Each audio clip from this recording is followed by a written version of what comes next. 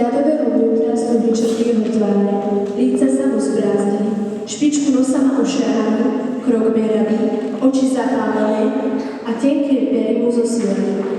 Skrúčovú hlavu, obočie i pichľavú bradu pokryla ľadová inovať. Hladvanie z neho usmeričí.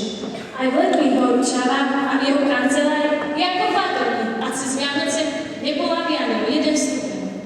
No len sa pozrite, všetci veselí ľudia na uliciach mu leží na nebi. Vadí mu, že jeho sekretárka Alžbeta bude mať málo nevyhnutné vianočné voľno. A ten čo chce? Veď je to Skrúčov synovec, on to zase bude cirkus. Veselo Vianoce, stričko, a to je na Bože požehnania. Vianoce, že tu ti úroky, stričko, to nemyslíš vážne. Hej, veselé Vianoce. Akým právom sa tešíš, taký chudák? Hej, a tým právom sa tým radíš. Boháč. Oslavuj si Vianoce, ako chceš. Ale nedaj pokoj, ja si môžem poslúchať. Ale veď ty ich neslavíš. Mňa sa nestaraj, mňa by zaujímalo, ako mi to s tým Vianoc vlastne máš.